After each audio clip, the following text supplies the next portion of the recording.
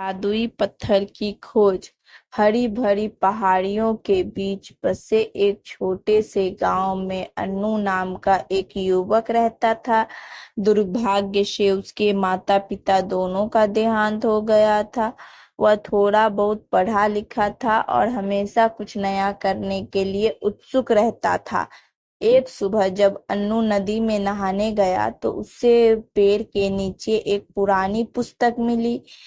उसने किताब को झाड़ा और वहीं बैठकर उसे पढ़ने लगा। उसमें कई कहानियां थी, लेकिन एक कहानी ने उसका ध्यान खींचा। वो प्रकाश नाम के एक युवक की कहानी थी, जिसने लिखा था कि उससे एक ऐसा पत्थर मिल गया है जो सबकी हर इच्छा पूरी कर सकता है, लेकिन इसके लिए उसे बहुत मेहनत करना पड़ा। आगे उसने लिखा था कि मेहनत से खोजने पर हर किसी को ऐसा और भी जादुई पत्थर मिल सकता है। प्रकाश की बहादुरी और दृढ़ संकल्प से प्रेरित होकर अन्नू के मन में भी उत्साह भर गया और उसने भी उस जादुई पत्थर को खोजने के का फैसला किया। अन्नू पूरे जोश के साथ जंगलों, पहाड़ियों, नदियों के किनारे किनारे एक यात्रा पर निकल पड़ा। रास्ते में उसे बहुत सी बाधाओं का सामना करना पड़ा। कहीं पहाड़ों पर चढ़ना मुश्किल था तो कहीं जंगल घना था।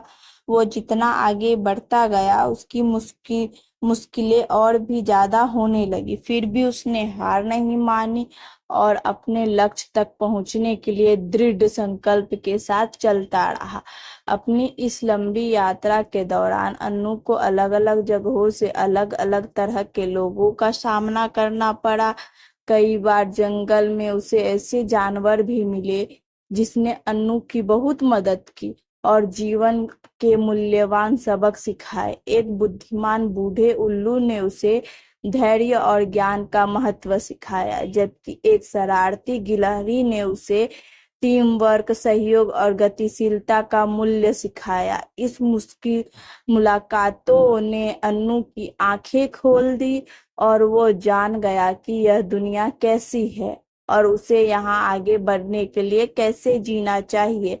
अंत में महीनों की खोज के बाद अन्नू आखिर और उस स्थान पर पहुंच गया जहां उस जादुई पत्थर के होने की बात लिखी थी, लेकिन वहां तो कोई पत्थर नहीं था।